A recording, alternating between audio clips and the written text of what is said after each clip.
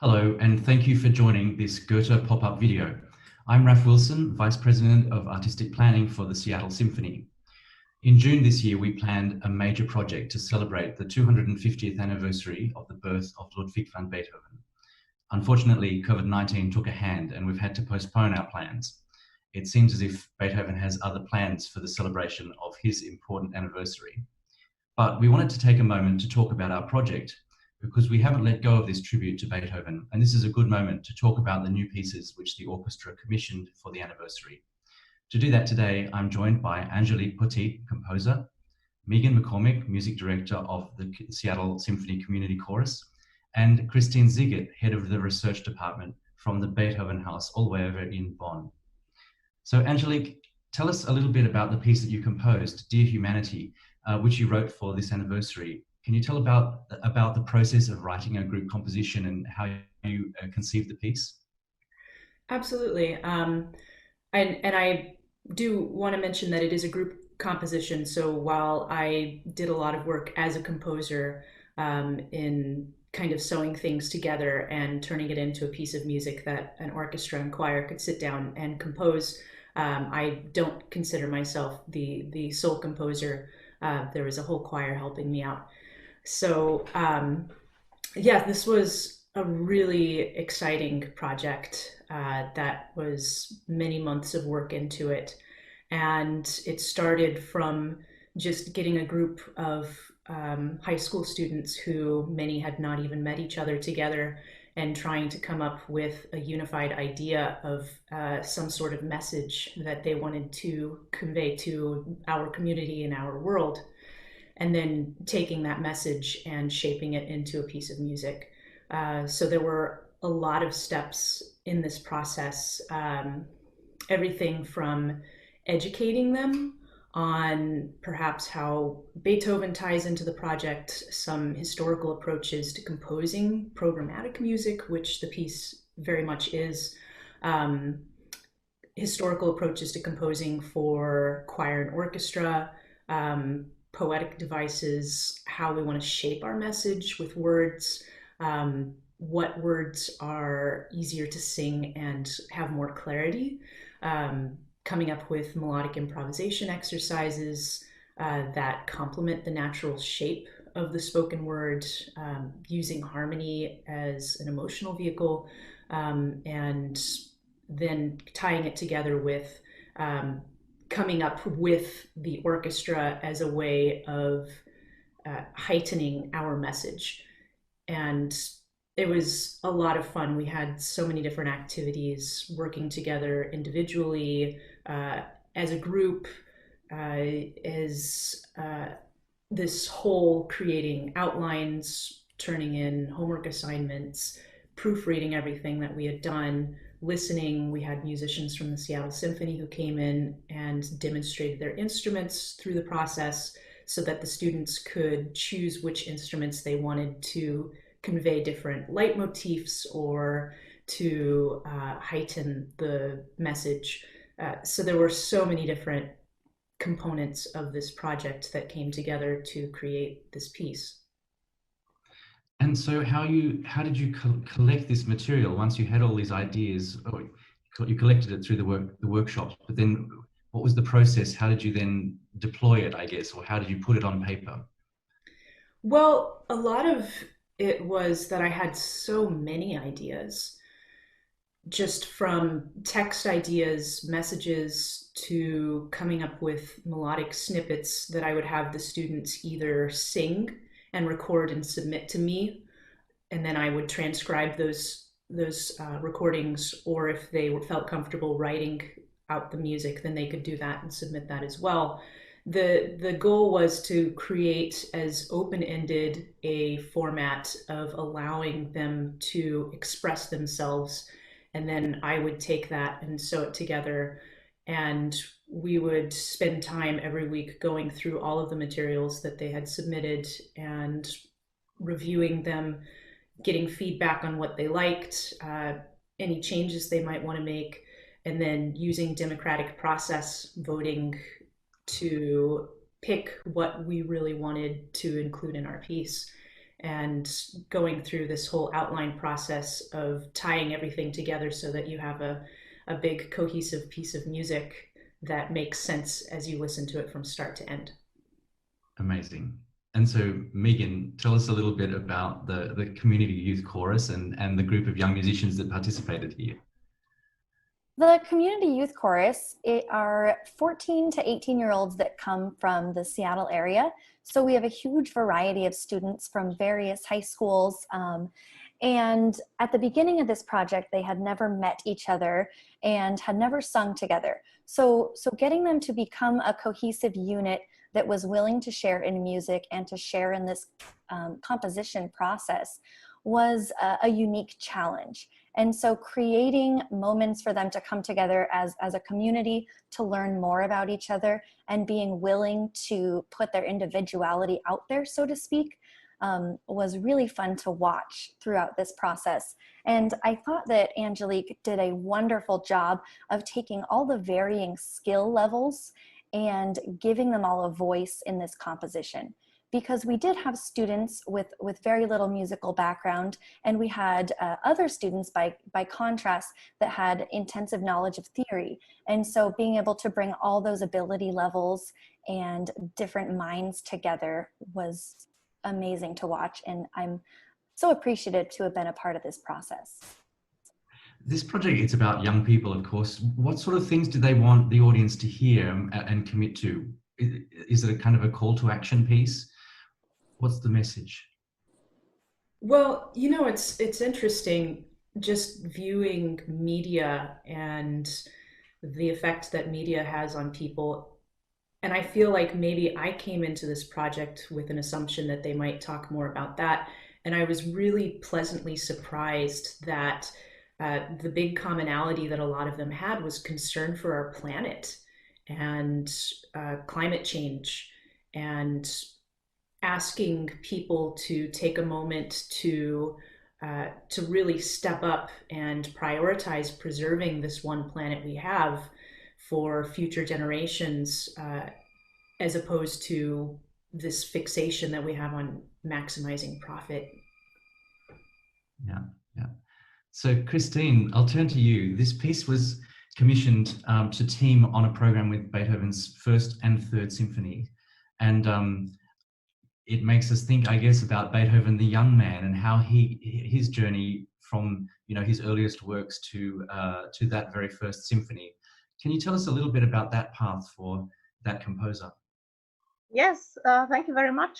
I think it's very important to consider that also Beethoven, whom we always think about as a unique composer, was in a network of many, many people and was influenced by many people.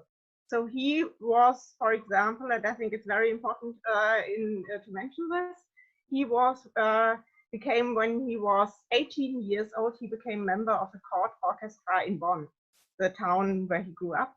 And so he was involved in playing music, in making opera productions, everything. And of course, this influenced him very much for his own compositions in these early years. And these compositions, of course, were composed for this environment, for this community of musicians. And I would like to mention maybe one early composition that is today not very much known anymore, but I think it does fit very well in this context. It's a cantata which he composed for the death of Emperor Joseph II.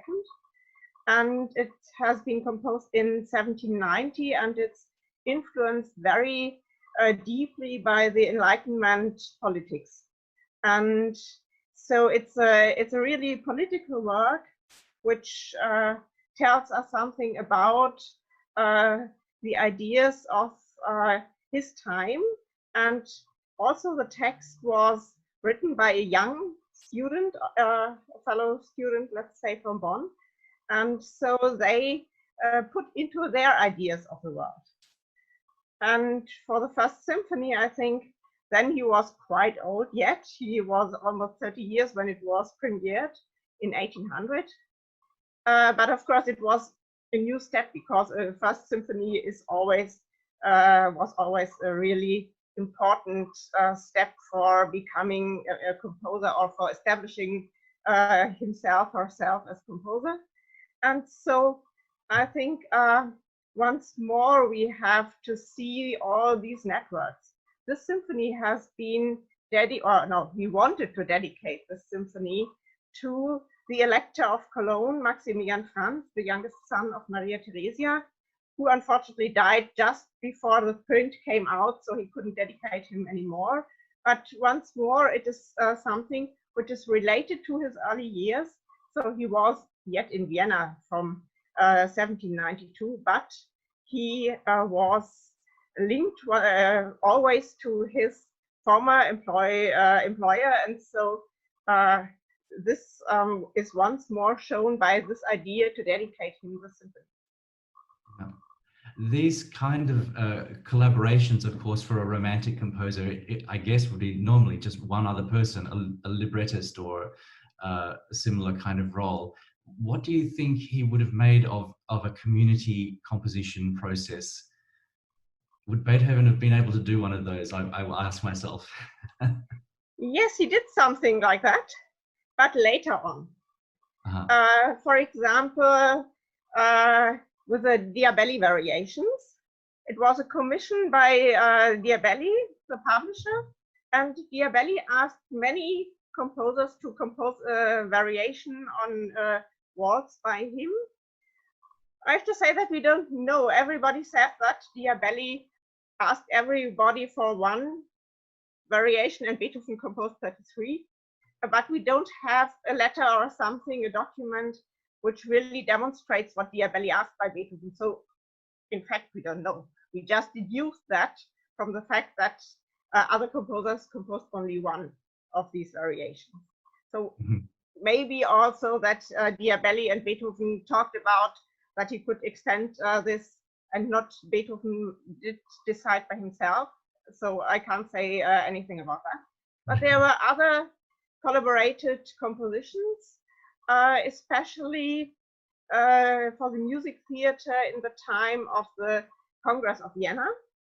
And there, for example, a librettist, Treitschke, who also wrote the text, or a huge part of the text of the Fidelio, he wrote a text, and then he gave every number to a different composer to compose it, and Beethoven contributed also one number.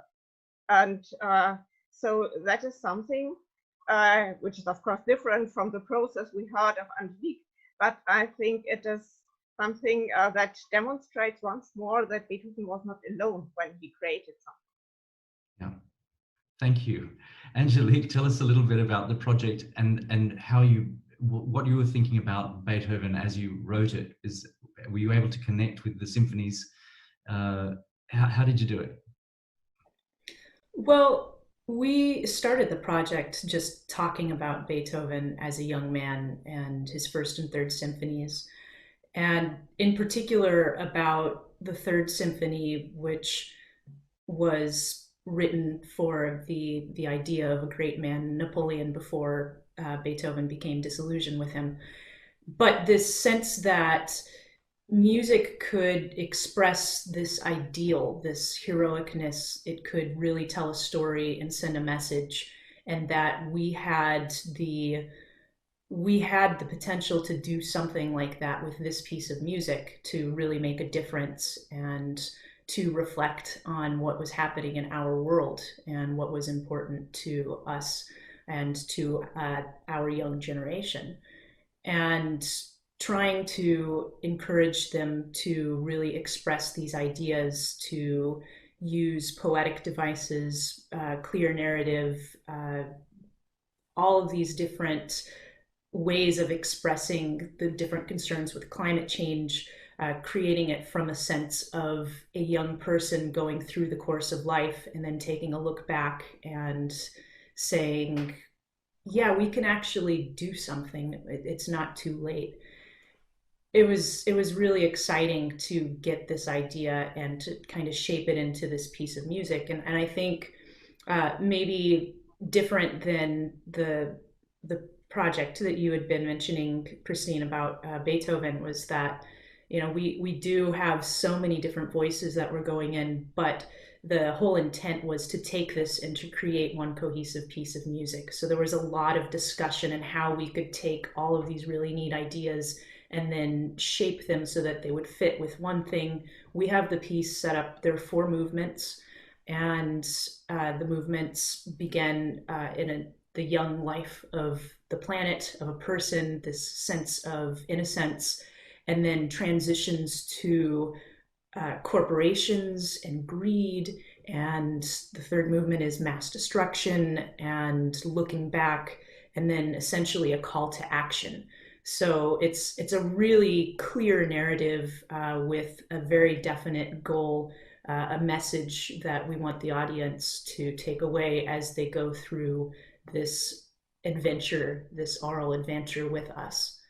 So that was a lot of fun to work on shaping this and then coming up with all of the music to really enhance the situation. It sounds like a great piece, I got to say, and such a different process to kind of bring it to life. Megan, tell us a bit more about the chorus, and so are they singing in every movement? They are, yes. When we were going about the composition process, we did come about it from a vocal standpoint. So starting with the text in particular and having all the students kind of put their own voice into the poetry, and they did write their own poems. So each movement really is a quilt of various students' ideas, and being able to go from the journey, like Angelique was saying, of the planet being young to mass destruction, and then finally the call to action is a result of all those different voices that came together. So starting from the text and then building melodies and working that way really made it a chorus-centered kind of piece. But then bringing in the Seattle Symphony musicians and allowing the students to see what they can do, all the extended techniques. We had really amazing musicians showing our students amazing techniques, and they were really inspired by that. So that started the bridge toward the orchestral arrangement. Yeah, and we did spend probably the bulk of the time just coming up with the message of the piece, the text for it, how to make this narrative, and then coming up with melodic ideas. Because I think, you know, when you think about a piece of music, Beethoven's Fifth Symphony, for example, the melody at the opening of the piece is the very first thing that comes to mind. You can make such an incredible statement with a good melody. And so we really spent a lot of time just working on that. And that's something that is very natural for the voice, and coming up with melodies that really felt rewarding to sing was important, and trying to tie these melodies into other melodies so that there was some connection between all of this melodic material. And then after we were able to kind of isolate all of these melodic ideas and how they transition from one part of the piece to the next, then we started incorporating harmonic ideas. And that was really fun because so much music is really shaped by tonality.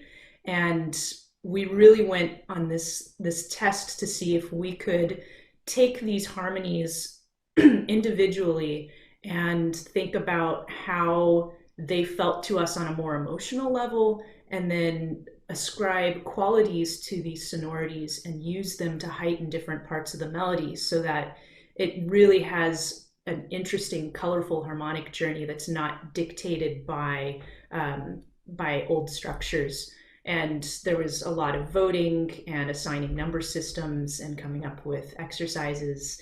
And then we had a whole outline process for taking these harmonies and taking these melodies and ascribing them to instruments that the students had all heard the musicians come in and demonstrate. So they had in their ears what all of these ideas would sound like.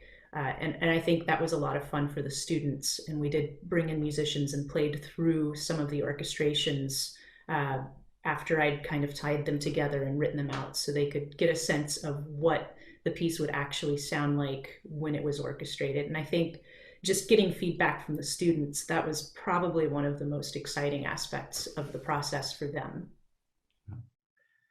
Well, Christine, that's what's happening in Seattle at the moment. And I just wanted to ask what you're doing in Bonn and at the Beethoven House to mark this anniversary, and how has COVID-19 affected your plans? Yes, we thought, of course, like you, of a very different anniversary year.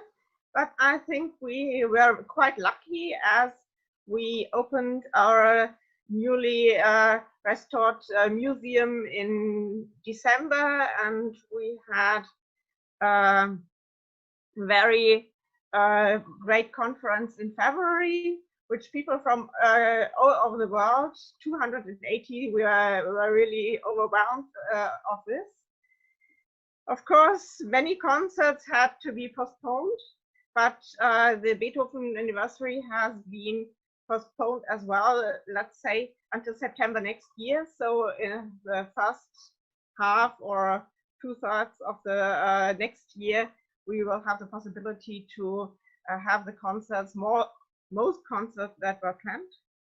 And we have some projects, of course, that are not the projects from the Beethoven House, but of the anniversary year society. And they had, for example, initiated a pastoral day. So as we are in the possession of the autograph of the Pastoral Symphony at the Beethoven House, and the World Climate Secretary is in Bonn situated, and so they combined this, and this pastoral day was an online event, but it was planned with very huge online contributions just from the beginning. So they didn't have to change very much. And musicians, composers from all over the world have contributed and have played the Pastoral Symphony in connects to other works dealing with nature, with climate change. So I think there can be quite a lot of projects that we can do, and we hope that the other concert will take place in the end of this year or next year. It sounds like there's quite a bit of common ground actually between what's happening there and here. Yeah. So one last question, I guess, Angelique, for you first, and then maybe Megan as well. What do you hope the audience will take away from this piece? Well, I hope that this project really helps to spread the message that orchestral music, and particularly the Seattle Symphony, is really committed to being an active part of our community, which really involves doing what music is supposed to do, which is reflecting on our culture of our time. And this culture here in Seattle, in particular, is very diverse, and that each sub-community, whether it's the Native Lands Project or our high school students in our community youth chorus, has a voice that deserves to be heard. And what we're doing is very relevant and, I believe, very engaging for all audiences. And Megan, how about for the chorus? Ultimately, I hope that the composition inspires our audience. We do have a dramatic journey that includes sadness, loss, and danger, but ultimately, I hope it inspires people in trusting that our community and our planet does have a future. We have youth that are able to think beyond themselves and considering carefully what kind of world they want to see in the future. And so I hope this message from youth and trusting that we have young people that care deeply about what kind of future they'd like to see is an inspiration to our community. Well, there you have it, and it's a piece that I really want to hear, and for our community to share as soon as we can get back to the hall and back together to perform it. Not in June, but sometime very soon, we hope. Thank you very much, all three of you, for joining me. Thank you for having us. Thank you.